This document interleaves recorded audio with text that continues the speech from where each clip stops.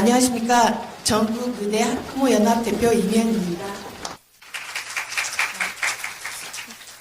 많이 참석해 주셔서 되게 감사하고요. 일단 바쁜 일정에도 불구하고 시간 내주신 의원님과 감사합니다. 좋은 시간 되시기 바라고요. 저는 이만 하겠습니다.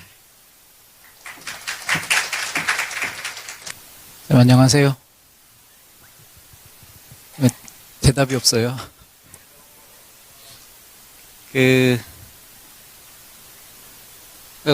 사실은 처음에 이제 전화하게 돼서 이렇게 연락이 왔을 때 엄청 되게 망설였거든요.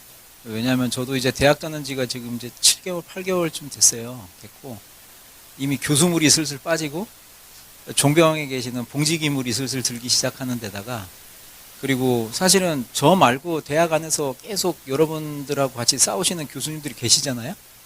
그분들이 계시는데 내가 더 나서야 되는 건가 이런 생각도 많이 들었는데, 그래서 그렇게 하다가 제가 가만 생각을 해보니까 제가 사직하고 나올 때 썼던 글 중에서 그런 문구가 있었어요. 제가 이 사태가 마무리되고 해결이 될 때까지 제 자리에서 제 방식으로 제가 할 수 있는 데까지 싸우겠다. 그렇게 하고 또 하나가 학생하고 전공의 선생님들이 뭔가 도움이 될 일이 있으면 뭐라도 하겠다라고 스스로 마음먹은 바가 있었고, 그래서 가는 게 옳겠다라는 생각이 들었는데, 그 다음에 이제 무슨 얘기를 해야 될까? 무슨 얘기를 해야 되나? 이게 지금 우리가 이렇게 더 싸워야 됩니다, 이런 얘기를 해야 되는 거는 지금은 여기 계시는 사직전공의 선생님이나 의과대학 학생들께서도 다 아는 얘기잖아요. 어느 정도 2025년 신입생들은 모를 수도 있겠다, 그죠? 그 학생들은 고3 교실에 있었거나 아니면은 뭐 종로학원에 있었거나 뭐 그랬을 테니까. 그런데 그렇다고 하더라도 사실은 아는 거라서 저는 그냥 오늘은 그 얘기하고 싶었어요. 제가 어떻게 여기까지 왔는지 제 스스로도 한번 되돌아보고, 그리고 제가 이렇게 인생의 변곡점을 몇 번 겪었는데, 그때 임상의사가 아니고 다른 거를 뭐를 할 수 있었을 기회였었는지, 그게 어떻게 생각하면 여러분들의 미래에 나도 저런 일이 있을 수 있겠구나라는 생각이 들 수도 있겠다, 그런 생각이 들거든요. 그래서 지금 여기에 뭐 이주영 의원님 와 계시지만, 이주영 의원님 그 소아응급으로 엄청 고생하신 분이잖아요. 그런데 저희의 소명, 콜링은 환자를 돌보는 거잖아요, 기본적으로. 근데 어쨌든 저는 이렇게 누워가지고 이렇게 생각을 해보면은 의사 자격증을 가지고 할 수 있는 일 중에 제일 중요한 일이 환자를 돌보는 일인데, 어쩌면 제일 쉬운 일이 환자를 돌보는 일일 수도 있겠다라는 생각이 들 때가 많아요. 그냥 몇 가지 패터닝이 있잖아요, 그죠? 우리가 교육받은 대로 잘 하면 되니까. 물론 거기서 실수를 할 수도 있고 환자를 잃기도 하지만 제일 쉬운 일이다. 이게 어떻게 생각하면 관성일 수도 있어요. 관성, 이너시아, 그죠? 근데 그거를 벗어나려면 우리가 어떤 일을 해야 되는가, 거기에 대해서 조금 얘기를 해드리려고 합니다. 도움이 될지 진짜 모르겠네요. 글자 되게 많죠? 제가 올해 들어서 좀 슬펐는데, 제가 1월 23일이 생일인데 1969년생이라서 56살이 돼가지고 이제 60에 더 가까워진 나이가 됐어요. 10년만 가만히 있었으면 정부 표창 받으면서 은퇴였는데, 중간에 사직을 해도 교육부 장관이 표창장을 줍니다. 훈장은 아니고. 그 표창장을 받으려더니 대학에서 그렇게 방해를 하더라고요. 대학의 명예를 어지럽혔다 막 이러면서. 그래가지고 처음에는 표창장 안 받겠다라고 쓸까 하다가 가만히 생각하니까 부하가 나는 거예요. 한번 끝까지 한번 해보자. 엊그저께 그래갖고 거의 4개월 만에 시작해가지고 저기가 왔어요. 이주호 장관의 도장이 찍힌 표창장이 왔더라고요. 아들이 시계를 보고 기겁을 하는 거예요. 어우 씨발, 시계에 교육부라고 써있어. 하여튼 그랬어요. 그러니까 처음에는 87년에 고등학교를 졸업했는데 그때는 학력고사를 봤거든요. 학력고사라고 들어봤어요?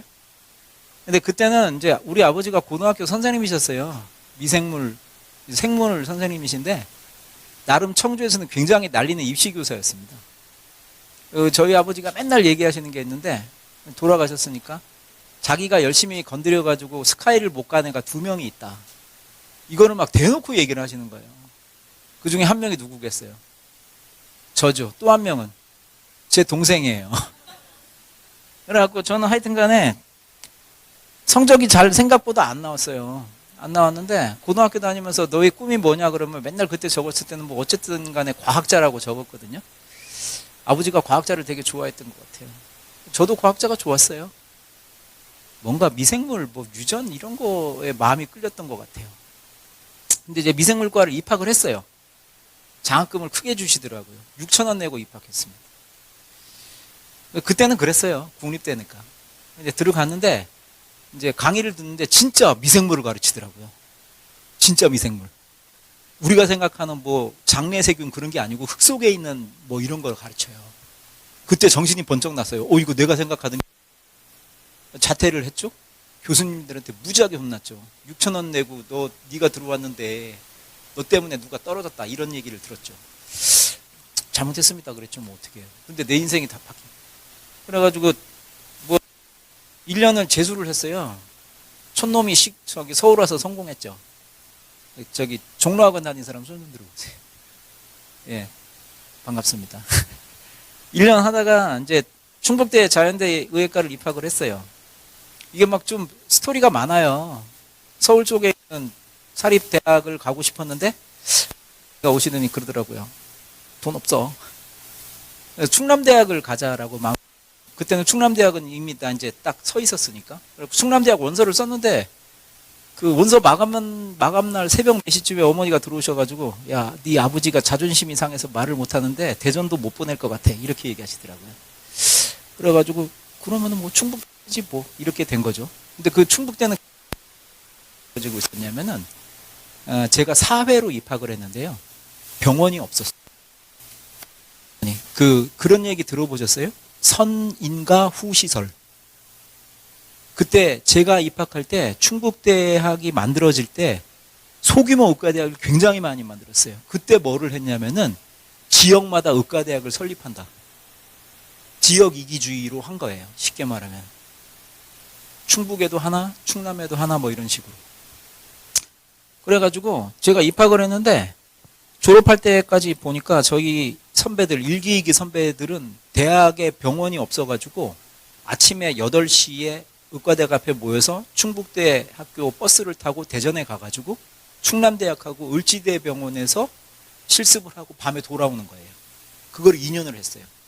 그리고 그 선배들이 인턴이 됐는데 그때까지 병원이 안 열렸어요. 그런 대학이 관동대학도 그렇고 충북대학도 그렇고 그랬거든요. 지금은 제가 생각하기에는 그 선인가 후시설이라는 사태가 30년 만에 지금 여러분한테 닥친 거라고 저는 생각하고 있어요. 학생들 늘리고 일단 허가해줬으니까 학생들 받는 동안에 1학년은 의예과 과정이니까 그때는 괜찮고 모듈라 건물 져가지고 해서 해부학 실습하면 돼. 뭐 이렇게 한 거죠. 그거를 똑같이 반복을 하고 있다. 그래서 저 1기 선배들은 어떻게 했냐면 3월달, 4월달에 선배들이 전부 다 가가지고 병원에서 들짐을 지고 벽돌을 다루고 있었어요. 저희는 옆에서 농구했어요. 그 형들은 벽돌을 날랐어. 학생들이 병원이 없어서 5월달에 병원이 개원됐어요. 그래서 인턴들이 우르르 들어갔죠. 20몇 명 정도 인턴이 들어갔어요. 학생들 졸업은 50명인데 여전히 20명이야. 나머지는 다 어디로 갔겠죠 뭐. 그 형들이 앉아 있는데 그게 어떻게 그런 일이 벌어졌는지 저는 이해가 안 되는데 1층이 응급실이고 3층인가가 입원실이 있었거든요. 근데 그게 엘리베이터가 아직 허가가 안 된 거예요. 그런데 어떻게 준공검사가 나고 시작을 했는지 모르겠어요. 입원을 시키는데 가봤더니 형들이 의무병들 마냥 이렇게 환자를 이렇게 해가지고 계단을 올라가고 있더라고요. 그런 일이 여러분한테도 벌어질 거라고 저는 생각해요. 현실적으로. 교육 여건이 없는데 피교육자를 집어넣은 거죠. 제가 왜 반대 의견을 내는지 제 얘기를 들으시면 조금씩 이해가 되실 수도 있어요. 그래서 충북대학교 병원 인턴 내과 전공의 하고 그 다음에 이제 군의관으로 가야 되는데 제가 좀 다른 마음을 먹어가지고 국제협력단 국제협력의사로 페루에서 근무했습니다. 그리고 그때 갈 때만 하더라도 제가 임상으로 돌아올 거라는 생각은 안 하고 외국에 나갔어요. 그런데 어떻게 하다가 안 되네. 그리고 순환기내과를 하기 시작했어요. 제 성격은 원래 외과 파트인데 내과에 간 거부터 조금 이상하게 꼬이기 시작했어요. 그래서 경희대병원에서 서울대병원에서 2년 펠로우를 하고 경희대병원에서 1년 임상교수를 했죠. 그런데 난데없이 희한한 소식이 들려와요. 1월 달쯤 됐는데 제 교수님들께서 전화를 하셔가지고 충북대병원이 임상교수를 뽑는다. 저는 경희대병원 2년차 때 이제 테뉴어 발령이 되게 되어 있었는데 임상교수를 뽑는데 아니 꼭 오란 얘기는 아니다. 너는 내년에 거기서 테뉴어를 받을 거니까 꼭 오란 얘기는 아니고 네가 서운할까 봐 동문이 나가 있는데 임상교수를 1번을 뽑으니까 그냥 연락을 하는 거다. 3박 4일 고민을 했죠. 야, 드디어 내가 충청북도에서 벗어나가지고 서울리안으로 살게 됐는데 이게 도대체 무슨 천천벼락 같은 소리냐. 그래, 저는 그렇게 막 한 2, 3일 동안 밥도 잘 못 먹고 이게 도대체 무슨 얘기일까. 근데 저는 그러면 항상 아버지한테 안 물어보고 아내한테 물어보는 버릇이 있어서 아내에게 물어봤더니 아내가 그러더라고요. 짐 싸. 그래서 내려갔어요. 그때부터 일이 이상하게 되기 시작했어. 그 다음에 2005년에 발령을 받았는데 의과대학 교수 발령까지 장장 4년 6개월이 걸렸습니다. 그러니까 임상교수 5년 반을 하고 첫 조교수가 됐죠. 그리고 그 다음에 이제 조교수, 부교수 이렇게 하고 2011년에 이제 연수를 가게 됐는데 보통 1년이나 1년 반 연수를 가는데 국립대는 교수 발령 받으면 2년 정도까지 연장이 가능하거든요. 2년 동안 가는데 그 비지팅 스콜라라고 하죠. 대부분 교환 교수. 저는 그냥 포스닥 펠로우로 가기로 지원했습니다. 그 월급을 받으면서 거기서 일을 하는 거죠. 포닥 들어봤어요? 그래갖고 거기 필라델피아에 있는 두 군데 병원에서 왜냐하면 이게 옮긴 이유가 제가 저를 하이어한 보스께서 토마스 제퍼슨의 교수를 하다가 템플로 옮기서 교수를 했거든요. 그럼 랩이 다 이사를 갔죠. 그렇게 하고 이제 충북대병원 돌아왔는데 이제 권역 심내혈관 질환센터 심혈관 센터장 하고 그때 응급의학과가 우리 병원은 늦게 생겨가지고 응급의학과를 안정시키라고 원장이 특명을 내리셔가지고 응급의료센터장을 또 했죠. 그 다음에는 충북대병원은 가정의학과가 없었거든요. 가정의학과 개과를 하는데 다른 과들하고 말빨이 딸릴 것 같으면 네가 가가지고 가정의학과 애들 교수를 3명으로 늘리고 다른 과랑 싸워서 입지를 만들어라. 계속 저는 싸움만 한 거죠. 그러고 났더니 임상시험센터장 해봐라. 임상시험센터장 할 때 1년에 충북대 매출이 60억 정도였는데 40억 정도였는데 박민규 교수님이라고 임상시험 하는 선생님을 모시고 와가지고 둘이서 해가지고 두 번째 해에 연간 매출 100억을 달성을 합니다. 근데 뭐 남는 거 하나도 없더라고요. 돈을 하나도 안 줘. 그러더니 결국에는 공공부원장을 하다가 이제 공공부원장을 하는데 이 사건이 터졌죠. 그랬더니 이제 국무조정실에서 원장님한테 전화를 한번 했대요. 거기에 배장한 교수님이라고 계시나요? 공공부원장이시죠? 뭐 이렇게 얘기를 했대요. 뭐 열심히 하시는 것 같습니다. 그러니까 이제 병원장님이 놀라셨겠죠. 무슨 얘기인지 알게 되는 거죠. 그래서 사직서를 썼죠. 공공부원장은. 그런 일이 있었습니다. 그리고 학회활동은 대한심장학회하고 심혈관중재학회 보험이사 해가지고 대관 업무 한 8년 정도 했습니다. 그래서 저는 그나마 공무원들의 용어를 알아듣는 사람 중에 한 명이라고 저는 스스로 생각을 해요. 정책 분야에서. 그리고 내과학회 수련위원회에서 일했습니다. 지금 혹시 전공의 선생님들 계세요? 손 한번 들어볼까요? 별로 없겠지? 내과 전공의 선생님 계세요? 없죠? 내과 홈페이지 들어가 보면 저기 있잖아요? 포탈? 그거 누가 만들었을 것 같아요? 예, 제가 만들었습니다. 그거 만드느라고 거의 한 3개월 동안 진짜 죽을 똥 쌌죠? 예, 그래가지고 그때 이제 만든 게 뭐냐면은 수련을 갖다가 단순하게 워킹을 하는 거가 아니고 실기 중심 수련. 복부 초음파, 심장 초음파, 관절 초음파, 이런 거 할 수 있게 하려고 되게 노력을 했어요. 그리고 저널의 데피트 에디터 맡아가지고 했습니다. 이게 그냥 재수를 하는데 재수할 때 들어갈 때만 해도 뭐 어디 가야 될지 모르겠다 이렇게 생각하고 들어갔어요. 유전공학과 가야 되나? 고대 유전공학과라고 있었거든요. 막 선배들이 와가지고 이렇게 했어요. 위에는 토마토가 달렸는데 밑에는 그 감자가 열렸어. 포마토래 이게. 자기들 이런 거 만들고 있대. 너 일로 오면 이런 거 만들 수 있다. 유전공학과.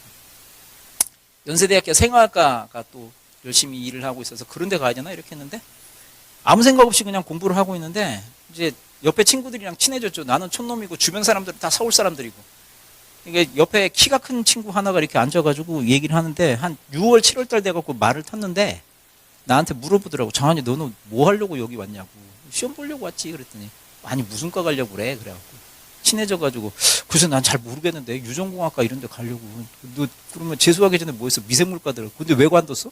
아니 흙에 있는 미생물을 공부하라고. 그러니까 네가 공부하는 게 뭔데? 그러면 사람한테 붙는 미생물 이런 거 치료하고 싶단 말이야. 이렇게 얘기를 했더니 그 친구가 고개를 갸웃갸웃하면서 그렇게 하면 자연과학대학을 가면 안 되지. 이렇게 얘기를 하더라고요. 그러면서 의과대학에 가면은 자연대에 있는 똑같은 이름의 과가 의과대학에도 있어. 이렇게 얘기를 하더라고요. 의과대학에 생화학 교실도 있고 미생물학도 있는데 너 그런 데 가야 돼. 그럼 너 의과대학 가야 되는 거야. 이렇게 얘기를 하더라고요. 그때 현타가 세게 왔죠. 내가 얼마나 무식했는지. 지금 네가 말하는 유전공학과를 가면은 씨 없는 수박 같은 거를 만드는 거지. 이렇게 얘기를 하더라고요. 근데 이제 그 친구가 왜 이렇게 잘하는가? 그 이후에 알게 됐어요.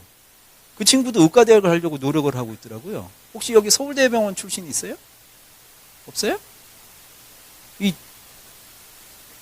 지금은 서울대 보라매 병원 이비인후과 교수이십니다. 그 친구가 제 옆에 앉았어요. 이 친구가 나를 갖다 의과대학으로 가게 만들어줬어요. 그러니까 인생의 선생이 주변에서 자꾸 생겨요. 이 친구 없었으면 저 아마 그냥 유전공학과 갔을 것 같아요. 그래서 이런 일이 있었죠. 근데 이제 그 다음에 의과대학에 입학을 했는데 예과대학 뭐 잘 모르잖아요. 모르고 올라갔는데 본과에 갔는데 아 진짜 기초과학이 하고 싶은 거예요. 저는. 그래서 의과대학 2학년하고 3학년 여름방학하고 겨울방학 때 이 김은국 교수님이라고 계시는데요. 충북의대 생화학 교실에 진짜 훌륭한 연구자세요. MD PhD입니다. 진짜로. 진짜 MD PhD. 그 선생님 그때는 몰랐는데 선생님이랑 얘기하다 알게 됐어요. 아버지가 우르셨대요. 아버지가 신경외과 의사였대요. 근데 아들이 서울의대 나와가지고 생화학 교실을 하겠다고 했더니 아버지가 우시더래요. 그렇게 척박했던 거죠. 그래가지고 그냥 방학 되면은 선생님 방에 가가지고 웨스턴 블루 타고 셀컬처 하고 뭐 qPCR 걸어놓고 선생님 차가 하나 있었는데 되게 낡은 차였거든요. 뭐 기초교수가 무슨 돈이 있었겠어요? 근데 이제 애가 오니까 너무 이뻤나 봐요. 그래가지고 저녁을 맨날 사주셨어요. 그리고 웨스턴 걸어놓고 서너 시간 가야 되니까 차를 몰고 둘이서 대청댐에 가. 대청댐에 가가지고 아이스크림 먹고 돌아와요. 그러면 9시 이렇게 되면은 밴드 남아있거든요. 그거 이제 말려놓고 집에 가는 거죠. 근데 이제 교수님이 낡은 교수 아파트에 살았어요. 충북대학이 이렇게 있으면은 대운동장 뒤에 되게 낡은데 귀신 나올 것 같은데 아파트가 하나 있었거든요. 그 아파트가 문을 열면 막 끽끽끽 소리가 나고 되게 이상했어요. 근데 거기에 선생님이 살으신 거죠. 거기에서 한 2주에 한 번씩 선생님이랑 삼겹살을 구워 먹는 재미에 저는 그냥 시간 가는 줄 몰랐어요. 근데 그 아파트가 낡아서 다 없어졌어요. 한 10년 전쯤에. 근데 거기가 입지가 너무 안 좋아가지고 뭐로도 써먹을 수가 없어요. 주차장으로 했는데 차를 걷다가 세우는 사람이 없어. 거기서 걸어오면 엄청 학교 안이 멀거든요. 그런데 지금 충북대 총장님께서 해부학 모듈라를 만들겠다고 하는 게 그 자리예요. 참 그때 삼겹살 구워 먹던 자리가 우리 후배들 해부학 모듈라 강의실이 된다니 참 알 수가 없어요. 그런데 제가 이제 어떻게 하다가 좀 이따 말씀드릴 텐데 기초과학을 못하게 됐어요. 그랬더니 그 이후에 알게 됐는데 인턴 레지던트 하면서 김은국 교수님께서 총장을 몇 번을 찾아갔대요. 그거를 이제 들러서 알았죠. 왜 찾아갔나 했더니 이게 기초학 교실을 하려면 이제 석박사를 하면서 조교 생활을 하잖아요. 그래서 충북대 규정이 조교 월급이 2년밖에 줄 수밖에 없다는 거예요. 근데 석사 2년, 박사 3년 정도 하면 5년 정도인데 MD를 가진 애한테 월급을 못 주게 될까봐 선생님이 전전긍긍하신 거죠. MD, PhD라는 얘기는 이때만 해도 그냥 막 지나가는 개소리 같은 거였던 거예요. 월급이 없어. 연구비가 없으면. 그러니까 이걸로 선생님이 엄청 노심초사를 하셨대요. 그래서 선생님께서 그러셨다는 거예요. 총장한테 가서 충북의대 출신의 첫 교수를 만들고 싶다. 도와달라. 그랬더니 총장이 그러셨대요. 자연과학대학하고 형평성 문제로 그렇게 해줄 수가 없다. 그래서 선생님은 연구비를 어떻게 하는지 버텨봐야 되겠다 이렇게 생각을 하셨대요.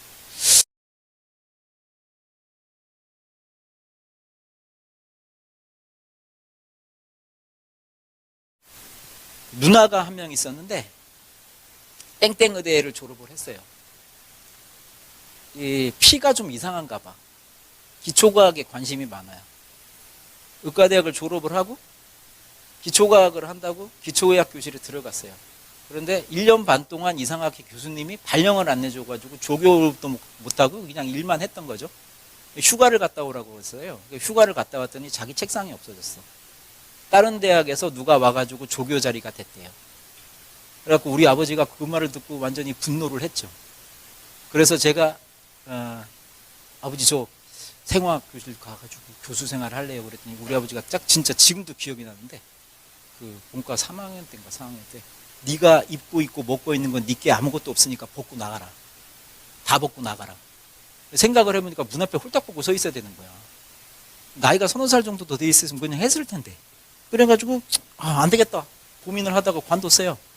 근데 이제 누나는 그렇게 되니까 이제 그때서 인턴을 시작을 했죠. 늦은 나이에 시작하고 진단검사의학과 2년차 때 임신을 했는데 계속 그 류케미아 환자 샘플 보다가 양수가 터져가지고 그때 들어가서 일주일 쉬었어요. 그때는 그런 시대였어요. 그렇게 하고 또 기초의학으로 들어갔어요. 그래가지고 스템셀 테라피 회사를 차려가지고 자기 돈 말아먹고 매형 돈 말아먹고 우리 아버지 돈도 말아먹고 다 말아먹고 12년을 버텨가지고 코스닥에 상장을 합니다. 그리고 자기는 이제 물러났죠. 고문으로. 이제 루게릭 3상 임상을 2023년에 했는데 3상에서 유효성 평가에서 실패합니다. 그때는 이제 자기는 CEO에서 벗어났고 고문으로 있을 텐데 지금은 상패 직전이에요. 그래도 자기는 자기 일을 하겠대. 그래갖고 저는 이제 그때 이제 멘탈이 완전히 나갔죠. 그래가지고 와 이거 어떻게 해야 되나. 이제 의과대학 4학년이 됐는데 이제 목표가 완전히 바뀌었어요. 이제 완전히 정신이 헷가닥 했나 봐요. 이제 기초유학 안 되니까 임상으로 가야 되겠다. 그러면 어떻게 해야 될까? 그냥 친해철을 좋아해가지고요. 돈 큰 집 빠른 차, 여자 명성, 사회적 지위 그런 것들이 우리의 행복이 있다라고 얘기를 했잖아요. 해철형님이. 그래서 나는 여자 가슴하고 눈만 보고 살겠다라고 마음을 먹었어요. 그래가지고 최대한 빨리 열심히 노력을 해서 성형외과를 해가지고 7층짜리 건물을 만들어서 앞에다 걸겠다. 3천만 원 들고 오시면은 미스 충북 지는 아니더라도 미스 충북 한국 도자기 정도는 만들어 드립니다. 요렇게 하고 결혼 안 해. 람보르기니 사야지. 그리고 일주일에 한 번 토요일 날은 2주에 한 번씩 구체적으로 이 크래프트 팔레이트 이런 애들 무료로 수술해 주겠다. 왜냐? 최소한 지옥은 안 가야 될 거 아니야. 내가 그렇게 살았는데. 그렇게 했죠.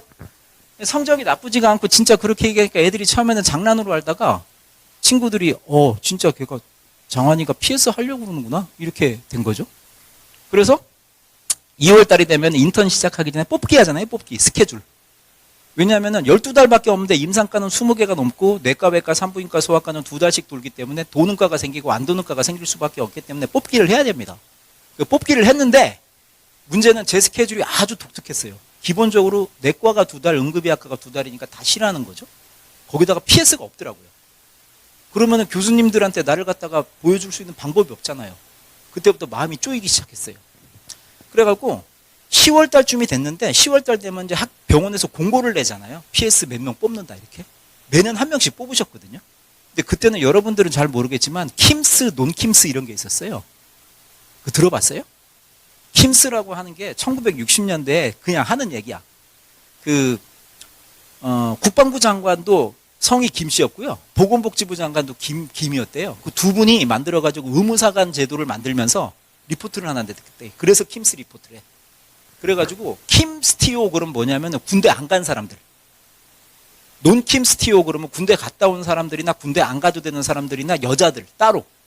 그래가지고 이렇게 뽑는 거예요. 내과 6명 그러면 킴 넷, 논킴 둘, 뭐 이렇게 뽑는 거죠. 근데 PS가 항상 킴이 나왔거든요. 다른 애들은 손을 안 대기로 했어요. 장환이가 간다. 근데 그때 하필이면 논킴티오가 빵 나왔어요. 10월 달에. 그러니까 낙동강 오리알이 된 거죠. 그때 가서 딴 병원에 갈 수도 없잖아요. 그래서 생각을 하다가 내과를 갈 수밖에 없나? 이렇게 된 거예요. 그래서 내과를 갔어요. 그래서 군대를 가야 되나? 성격은 또 외과학인데 이게 또 외과를 돌다 보니까 외과 교수님들은 이런 식이더라고요. 아침에 수주장 들어가면 환자 얼굴은 거의 몰라. 쉽게 말하면 이런 말하면 좀 죄송한데 야, 그 632호실 그 오른쪽 두 번째 다리 뭐 이런 식이야. 근데 내과는 그렇지는 않더라고요. 내과는 계속 병동 안에 있더라고요. 저는 그냥 인턴 때 이렇게 환자분들이 주시는 바카스 얻어먹는 재미에 걸려갖고 이 내과를 할 수밖에 없나 보다 이렇게 해서 내과를 갔어요. 내과를 갔는데 그래서 내과에 갔어요. 근데 내과에 갔더니 생각보다 재밌기도 하고 재미없기도 하고 그렇더라고요. 그때는 100일 당직 이럴 때였어요. 2월 28일에 시작을 하면 100일 동안 집에를 못 갑니다. 70일쯤 되면은 치프가 불러가지고 짜장면을 사주면서 밖에 나가서 3시간 줄 테니까 머리 깎고 와 이렇게 얘기하거든요. 그러니까 목욕탕에 갔다가 머리를 못 깎고 왔어요. 거기서 잠이 든 거지 뭐.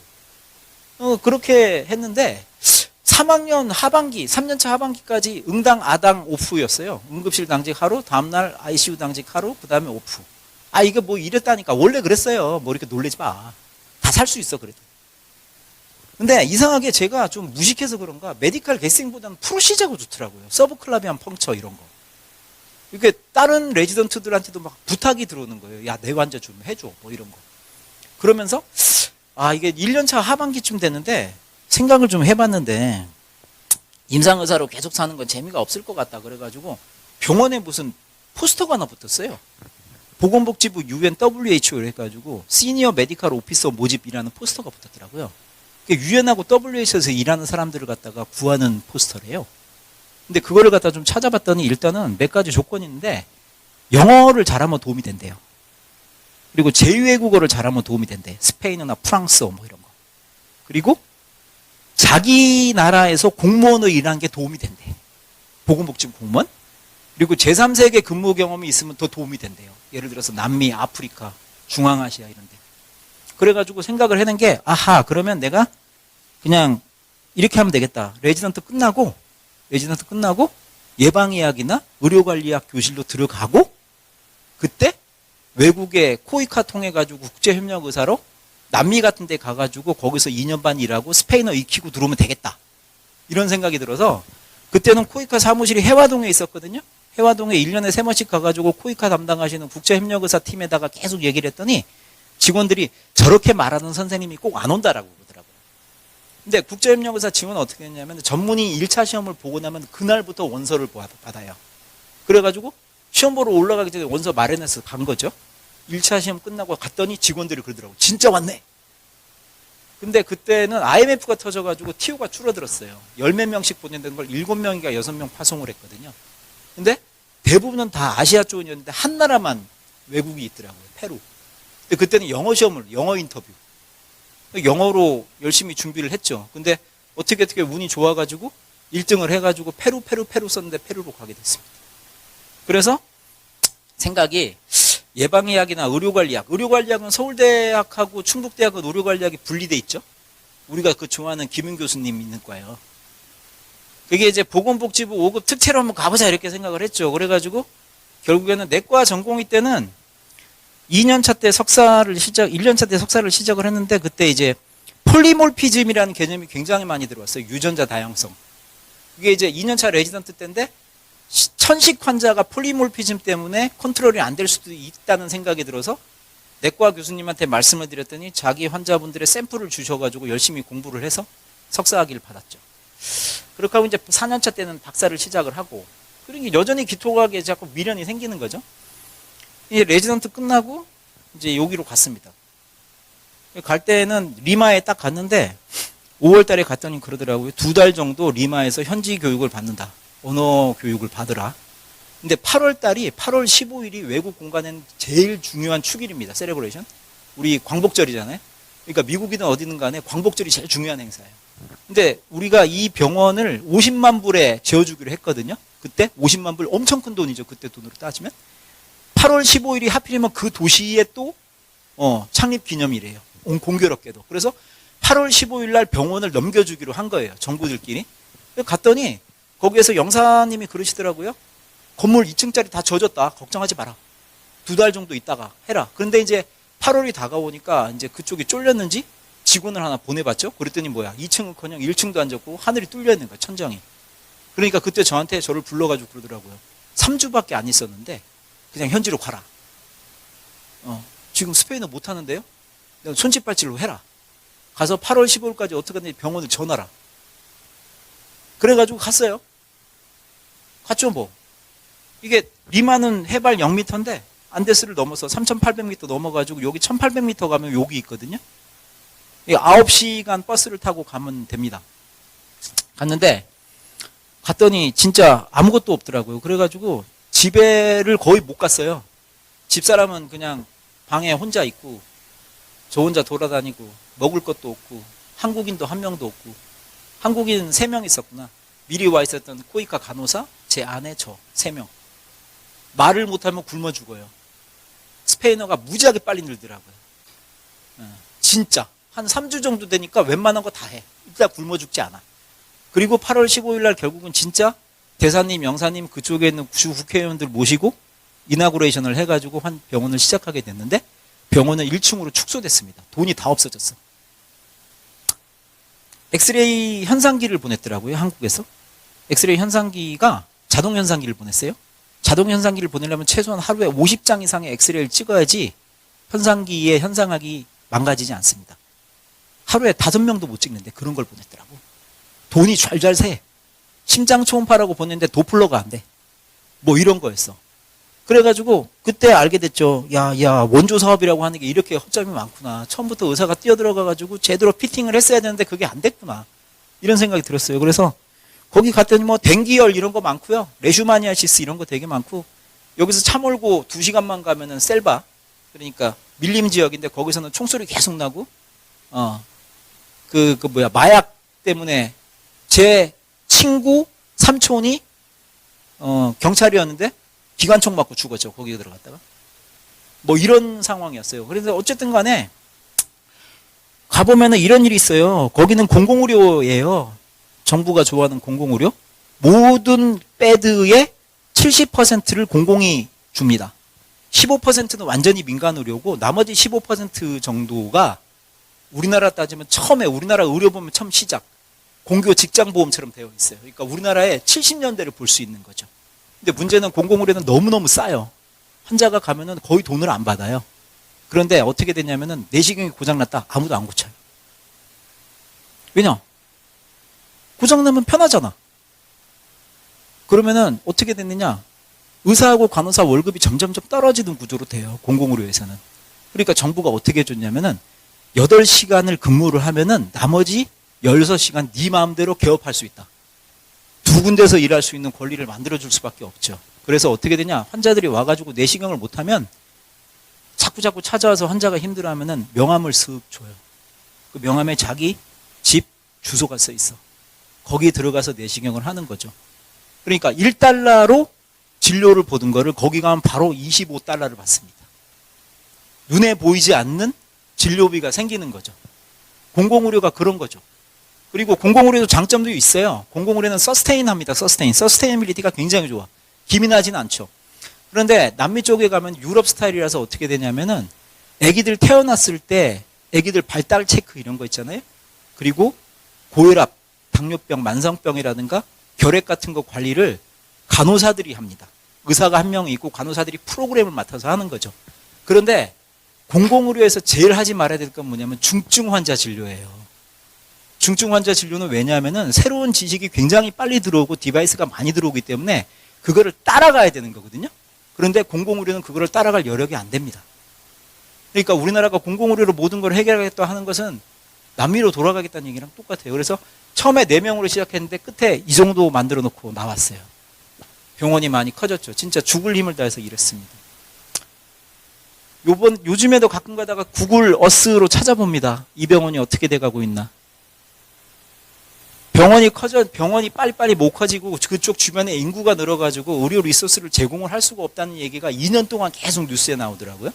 그랬더니 지금은 이제 8만 불 정도를 넣어가지고 아내를 내부를 개비한다라는 뉴스가 떴더라고요. 공공의료가 이런 거죠. 근데 이게 왜 중간에 가다가 제가 포기를 했냐면 그때가 2000년이 껴있었는데 2000년에 의약분업 사태가 있었죠. 그때 제가 현실을 알게 됩니다. 아, 예방의학하고 의료관리학 교실은 나 같은 사람이 갈 수 있는 데가 아니구나. 거기는 내가 보기에는 좀 약간 학문의 경직성, 학문의 자유가 없어요. 그냥 대장님이 이거다라고 얘기하면 밑에가 우르르 따라가는 그런 구조. 라는 생각이 들었어요. 그래서 야, 도저히 이건 안 되겠구나 생각을 해가지고 결국에는 임상 의사가 되기로 결정을 하고 순환기내과 의사를 선택을 했습니다. 펠로우를 일을 갔죠. 2년 동안 진짜 죽을 힘을 다해서 실험을 했습니다. 월급을 NIH에서 정해줘요. 펠로우는 얼마다? 1년에 36,000불 받았어요. 그리고 의료보험을 1,500불짜리를 들어줍니다. 근데 1,500불 중에서 1,000불은 병원에서 줘요. 내 월급에서 500불이 나가는 거죠. 그러니까 사실은 연봉이 한 5만 불 조금 안 되는 거예요. 그런데 실험 되게 많이 했고 즐겁게 지냈죠. 허벅다리를 묶었거든요. 마우스 다리가 썩었죠. 여기는 말짱하죠. 여기다가 스템대를 만들어가지고 주면은 힐링이 된다. 뭐 이런 연구를 계속 했습니다. 그리고 실험 진짜 열심히 했고, 근데 이제 여기서 제가 즐거웠던 게 뭐냐면은 NIH에서 돈을 줘가지고 MD, PhD 스튜던트들이 왔었어요. 이게 무슨 말이냐면은 미국에 MD, PhD 과정이 있습니다. 예를 들어서 미국 의과대학에 템플 의과대학에 1년 정원이 100명이다 그러면은 익스트라로 2%를 MD, PhD 학생을 만들어줘요. 그러니까 102명을 뽑는 거죠. 그 2명은 어떻게 되냐면 NIH에서 돈을 줍니다. 등록금 다 대주고 생활비 일부를 보조해주고. 근데 그 대신에 어떻게 되냐면 얘는 랩에 와서 일을 하는 거죠. 랩에서 박사학위를 갖는 거예요. 그래서 되게 어떻게 되냐면은 걔네들은 본과에서 시작하잖아요. 그 본과 1학년, 2학년 끝나면 3학년 때부터 임상인데 그때 실험실로 와요. 실험실에 와가지고 한 3, 4년 정도 해서 박사학위를 쓰고 제 랩에 3명이 있었습니다. MD, PhD 스튜던트들이. 근데 얘네들이 정말 뛰어나. 나머지는 그냥 미생물학 이런 데서 오신 PhD 과정 학생들이잖아요. 얘네들이 정말 도미넌트합니다. 아이디어도 많이 내고 PI들도 엄청 좋아해요. 보스들이 좋아해. 3명 다 서큘레이션 리서치 하나는 셀에다가 내가지고 졸업을 합니다. 그리고 그 3명이 지금도 저랑 연락을 하고 있는데 3명 중에 기초의학을 하고 있는 사람은 현실적으로 없어요. 첫 번째 한 명은 어디로 갔냐면은 지금은 크리스퍼라고 알죠? 유전자 조작 가위. 그거를 하는 이오니스라는 회사의 메디컬 디렉터로 일하고 있습니다. 그 친구는 순환기 펠로우를 다 샌디에이고에서 하고 회사에 취직했어요. 회사에 취직하면 만약에 우리나라에서 국립보건연구원에 MD, PhD 과정 했다가 수천만 원 들였는데 그 친구가 회사에 취직했다 그러면 어떤 뉴스가 나올 것 같으세요? 배신자 이런 거 나오겠죠?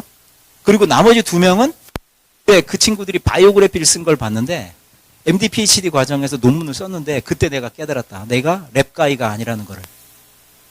그래서 아예 임상으로 갔어요. 그래서 한 명은 메디컬 제네틱스를 하고 있고요.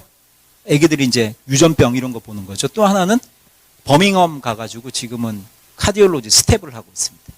근데 NIH에서 돈을 돌려내라 이런 얘기를 한 적이 없어요. 물론 단점도 있죠. 지금은 MD, PhD 과정이 경쟁률이 자꾸 떨어진단 말이에요. 왜냐하면 론을 할 수가 있기 때문에. 그러니까 의과대학을 쉽게 가는 과정으로 약간 변질돼 가고 있어요. 그래도 이 친구들이 어떻게 하느냐? 그 박사 기간 동안 굉장히 좋은 논문을 썼던 거죠. 근데 이게 미국의 과학의 힘이에요. 우리나라는 증문즉답을 원하죠. MD, PhD 과정을 하고 있으면 이 친구가 계속 랩에 있어야 되는 그거 아니진 거죠. 그런 일을 할 수 있나? 의사과학자 과정이라고 얘기를 하는데 그런 생각이 많이 들었어요.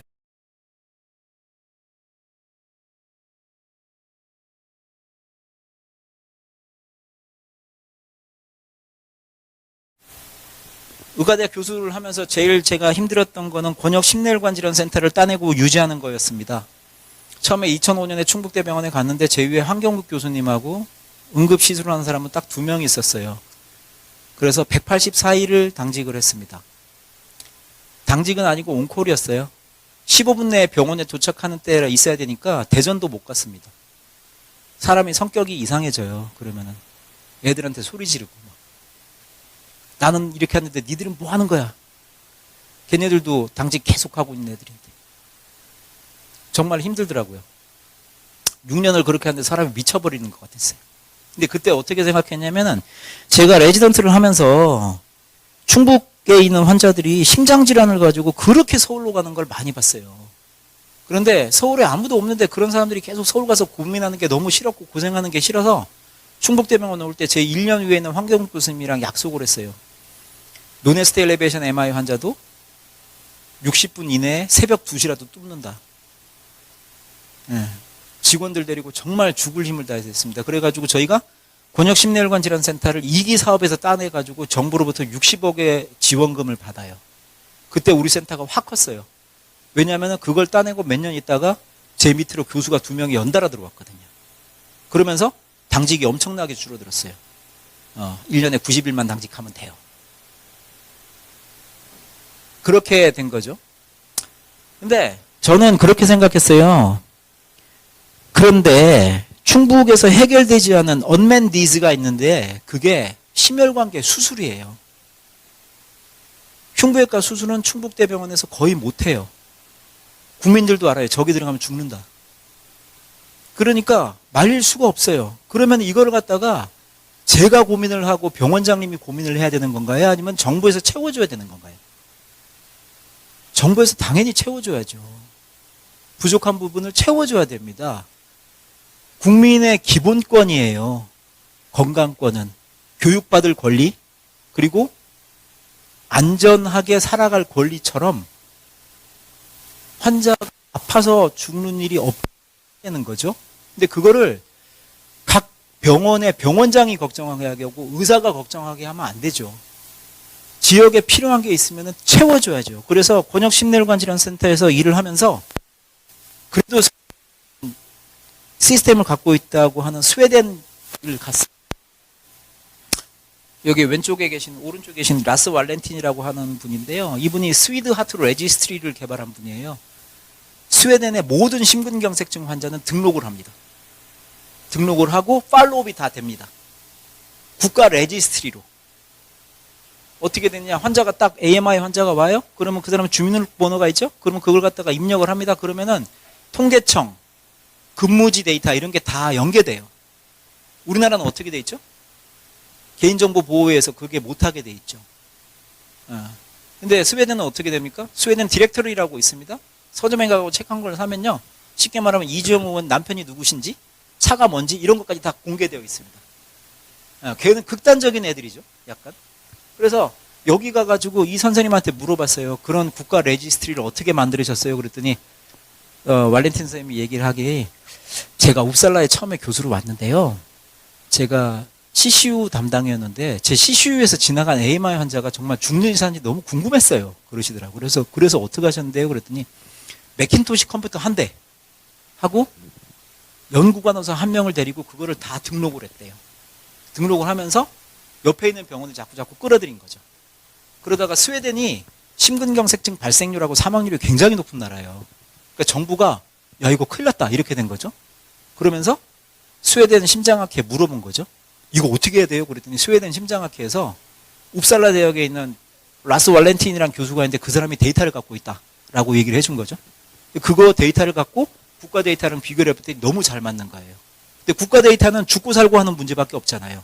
근데 이분 데이터는 담배를 얼마나 피웠는지, 가족력이 어떤지 이런 게 다 총망라내 있는 데이터가 된 거죠.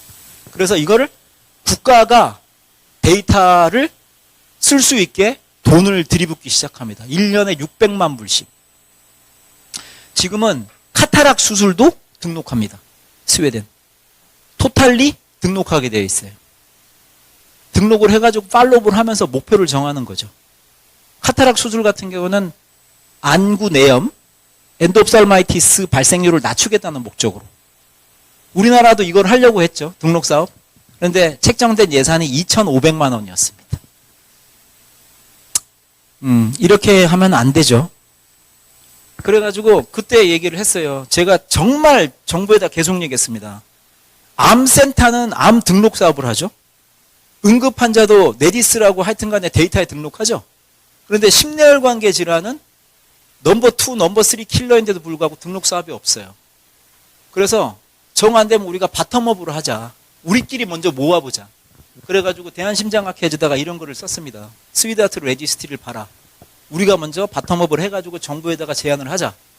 했는데 여전히 3천만 원입니다. 그래갖고 제가 다시 제안했어요. 그러면은 세종하고 충북이 좀 약간 이게 클로즈드 서피스니까 여기만이라도 등록 사업을 해보자. 아니면 부산 심근경색증 발생증 사망률 높으니까 그거라도 등록 사업 해보자. 왜냐하면은 정부 자료는 생정통계밖에 없어요. 죽고 사는 거. 근데 우리가 필요한 건 그게 아니잖아요. 환자의 생활 방식이 어땠는지 이런 거 다 필요해야지 대책을 세울 거 아니에요? 저는 그런 쪽에서 일하고 싶었어요. 그래서 병원과 임상의 현실을 모르는 예방의학, 의료관리학, 보건행정을 비전문가한테 맡기면 안 된다는 생각이 점점점 저는 들기 시작했어요. 의사들이 일부 노력을 해야 돼요. 여기에. 왜냐? 마지막으로 봐야 되는 사람은 한 사람의 목숨이지만 그 사람의 목숨을 살리려면 보건의료 정책이 바로 서야 됩니다. 잘못된 보건의료 정책을 만드는데 이분들이 너무나 많은 악영향을 끼쳤. 현장을 모르는 정책. 무조건 현장을 안다고 다 하는 건 아니죠.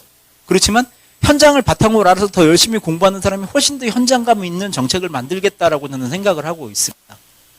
이런데 그렇지 않으면은 병원에 한 번 와본 적이 없는 분들은 데이터 얘기를 하는데 그 데이터는 살아있는 데이터가 아니고 그냥 엑셀 용지일 뿐이에요. 그래서 저는 외국을 돕고 싶다는 생각을 계속했습니다. 선진국에서 배워서 후진국을 가르쳐줬으면 좋겠다. 그냥 꾸준히 노력하고 있었어요. 2017년, 18년 에티오피아까지 가려면 비행기 엄청 오래 타야 되거든요. 에티오피아가 선진국의 도네이션을 받아가지고 경제가 많이 일어난 나라 중에 하나예요. 10년 전만 하더라도 넘버원 킬러는 말라리아 같은 병이었습니다. 근데 그게 뚝 떨어졌어요. 그리고 오히려 뭐가 생겼냐면은 먹고 살게 해주니까 당뇨병 환자가 늘어가지고요. 뇌졸중하고 심근경색증 환자의 그로잉이 가장 빠른 아프리카의 나라입니다. 근데 지금도 우리나라는 뭐를 하고 있냐면 아직도 말라리아 기생충 사업 같은 걸 해주고 있는 거죠. 예. 이러면 안 되잖아요. 근데 이게 뭐냐면 왜 그러냐면요. 왜? 이분들이 아시는 게 말라리아와 기생충이기 때문이에요. 임상의사가 안 되면 현장감 있는 행정정책을 수립할 수가 없는 거죠. 그래서 그냥 거기 있는 의사들, 간호사들 우리 병원에 불러다가 정부 자금 받아가지고 가르쳐서 3개월에서 6개월 정도 가르쳐가지고 시술할 수 있게 만들어서 돌려보내고 회사에서 도네이션 받아가지고 기구 보내주고 이런 사업을 계속하고 베트남도 했었었는데 이제 작년에 제가 이제 사직을 하면서 끝났죠. 이런 일이에요. 그래서 국력 의료기 회사 계속 도와왔습니다. 막 그 생각이 들더라고요. 회사를 만드는 것도 방법일지도 모르겠다. 그런데 회사를 차리면 바로 망하는 게 뭐냐면은 보건의료에서 들어오는 예산이 워낙 경직적이기 때문에 만들면 망해요. 우리 누나 망했어요. 이게 페이스북에 이런 분들 많이 보셨죠? 성함이 똑같은 노현경 선생입니다. 내가 되게 좋아하는 선생님인데 여자 선생님, 자칭 미국병. 자기가 그래요. 선생님 저 미국병 걸렸었던 것 같아요. 아주의대 나왔거든요. 김대중 교수 제자죠.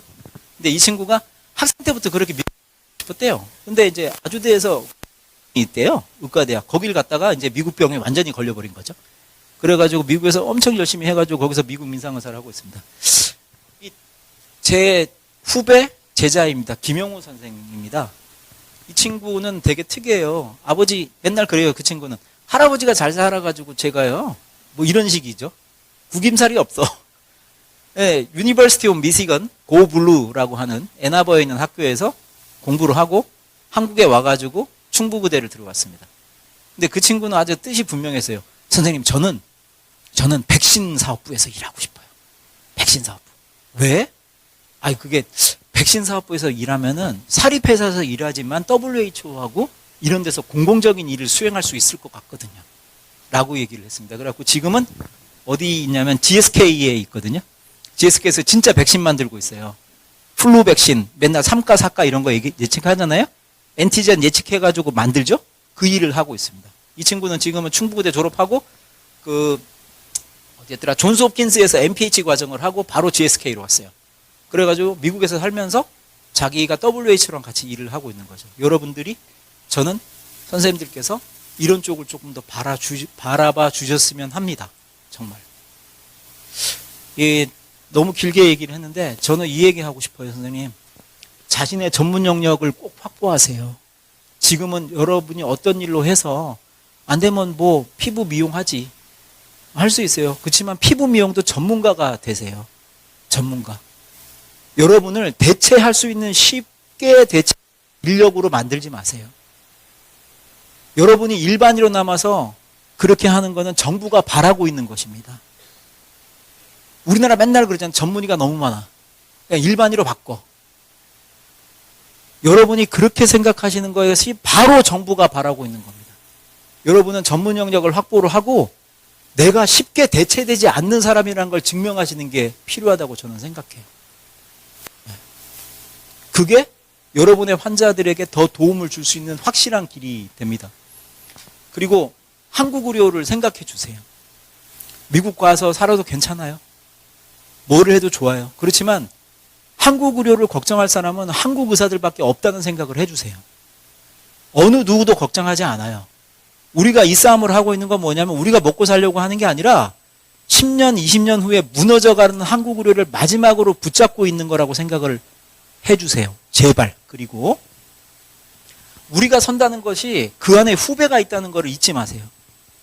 선생님들 맨날 얘기하시잖아요. 그죠? 크크자가 원하는 게 뭐였을까? 다 옳은 얘기예요. 그런데 여러분이 마음에 심어두셔야 되는 건 뭐냐면 여러분이 영영 20대 말 30대 초반의 의과대학 학생 전공의가 아니라는 거예요.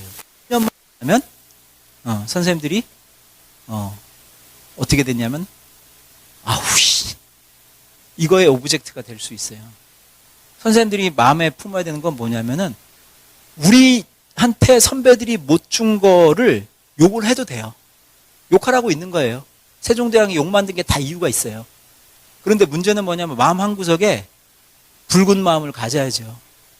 내가 이때가 되면 절대로 이렇게 하지 않겠다. 내가 그때가 되면 내 후배들한테 이렇게 하지 않겠다라는 마음을 항상 가져주세요. 그게 저는 제일 중요하다고 생각해요. 그리고 우리의 길은 영영 끝에는 혼자를 향한다는 생각을 해주세요.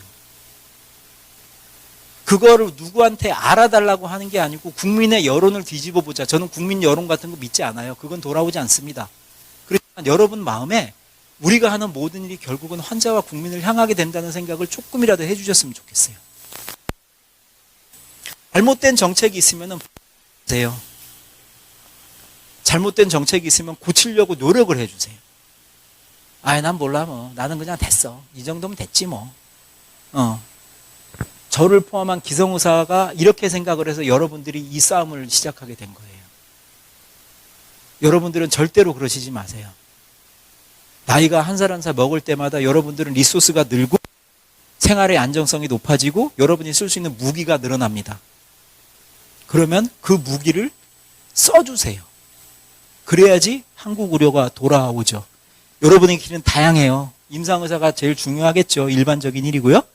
보건행정 공무원, 의사과학자, 제약회사, CRO, 그리고 의료기기 개발 뭐든지 열려 있습니다. 정 안 되면 선생님 저 그냥 변호사 해보고 싶은데 하세요. 여러분의 전문 영역을 구축할 수 있다면 뭐든 일이든지 좋아요. 절대로 여러분은 굶어 죽지 않을 것입니다. 그렇지만 그만큼의 여러분들의 사회적 책임을 갖게 되실 거예요. 그거를 잊지 말아 주셨으면 좋겠어요. 모든 단계마다 이분이 계셨습니다. 제가 의과대학 들어갈 때 예과에서 공 차고 있으면 이분이 지나가시다가 이렇게 구두에다가 바지 걷고 들어오셔가지고 야 니들 뭐하냐? 선생님이 공 차고 놀아주셨어요. 끝나면 맛있는 술 사주고 고기 사주셨습니다. 순환기내과 의사셨고 지금은 이제 재작년에 병원장 끝내시고 은퇴하셨거든요. 저분이 저를 코이카로 가게 만들어 주셨어요. 너 뭐 하고 싶어? 선생님 저 코이카 하고 싶은데. 그러면은 그 다음에 펠로우 안 할 거야? 선생님 저 보건행정 이런 거 하고 싶은데요. 그래? 그럼 내가 소개시켜 줄게. 너 코이카 어디 가고 싶은데? 시험 어떻게 보는 것 같은데? 국제협력단? 아는 사람 좀 소개시켜 주랴? 순환기내과 안 해도 돼. 네가 하고 싶은 걸 해. 진짜. 그리고 제가 결국 2000년 의학사태를 보고 선생님 저 순환기내과 해야 될 것 같아요. 6개월 전에 전화드렸어요. 페루에서. 야 장하나 그거 걱정하지 말고 너 들어올 때 되면 다시 한번 전화해. 천천히 생각해. 네가 하면은 도와줄게. 그리고 자녀 근무라는 게 있습니다. 3개월을 국내 근무를 하는데 선생님께서 그러셔서 네가 순환기내과를 하려고 마음 먹었으면은 그냥 와라. 충북대병원 내가 너를 데리고 있을게. 3개월 선생님 밑에서 배웠어요. 응급시술도 막 하고. 그때 그 다음에 이제 1년차 펠로우를 시작해야 되잖아요. 대부분은 어떻게 하냐면은 자기 병원에서 1년차 펠로우 하고 큰 병원으로 보내시죠. 근데 조명찬 선생님께서 저한테 그러셨어요. 너 앞으로 교수 생활을 할 생각이 있을 것 같으니까 네가 있으면 내가 제일 편하다. 근데 너 그냥 서울대병원 가서 아니면 아산병원 가서 삼성병원 가서 펠로우 2년 거기서 다 해라. 내가 아직도 체력 되니까 너 없어도 괜찮다. 그러고 선생님께서 알아보셔가지고 보내주셨어요. 그때까지만 해도 서울대병원은 무급 펠로우가 있었어요. 전문의 갖고 일을 하는데 월급을 안 줘요. 근데 그것 때문에 교수님이 엄청 걱정을 하셨는데 그때 서울대병원 정책이 바뀌어서 지방에서 올라오는 동문병원 펠로우들한테는 월급을 우선적으로 주기로 됐었어요. 월급을 275만 원 받았습니다. 선생님께서 엄청 좋아하셨어요. 그래도 월급이 나온다. 그게 어디냐 이렇게 생각을 하셨던 거죠. 그리고 제가 기초연구를 하겠다라고 얘기를 했을 때 템플 대학을 소개시켜 주시고 거기 PI에 연결시켜 주시고 이 친구 월급 좀 주세요. 국제전화 여러 번 걸으셔가지고 전화 주셨던 분이 이분이세요. 장하나 머리 헝클어졌다. 8대2 가르마하고 다시 와라. 장하나 어깨 쭉 펴고 걸어라. 네가 힘들어하면 밑에 애들이 다 싫어한다. 장하나 욕 좀 그만해라. 그렇게 하면 안 된다. 장하나 밥 먹을 때 쩝쩝거리지 마. 이런 얘기까지. 그냥 이분은 저한테 아버지였고 선생님이셨고 교수님이셨고 멘토였고 서포터였습니다. 이런 분을 찾으세요. 그리고 또 하나 잊지 말아야 될 거, 여러분들이 10년, 15년, 20년 후배에게 이런 분이 돼주세요. 그러면은 한국 의료는 저절로 발전하게 됩니다. 여러분이 지금은 그냥 가장 어려 보이지만 10년만 지나도 충고를 할 대상이 생깁니다. 그럴 때, 그냥 못하, 이렇게 하지 마시고, 바른 길을 얘기해 주세요. 바른 길을. 바른 말로, 바른 자세로. 제가 드리고 싶은 말씀은 오늘은 딱 이거예요. 지금 고통스러운 시간을 견디시고 마음속에 한 조각 남은 붉은 마음, 일편단심. 나는 커서 이렇게 하지 않겠다. 나는 크면은 이렇게 하겠다라는 마음을 꼭 먹어주시고 그게 후배들한테 귀감이 되고 여러분들이 후배를 이끌고 한국 의료를 발전시킬 수 있는 길이 될 거라고 저는 분명히 믿고 있습니다. 바른 길은 바른 결과를 낳습니다. 선생님들 힘내십시오. 우리가 하는 싸움은 절대로 우리의 밥그릇을 위한 싸움이 아니에요. 어깨 쭉 펴시고 앞을 바라보시고 머리에 힘 넣으세요. 그렇게 하고 후배들 챙겨주시고 같이 옆에 있는 사람들하고 쭉쭉쭉 나갑시다. 그게 우리가 할 일이라고 생각합니다.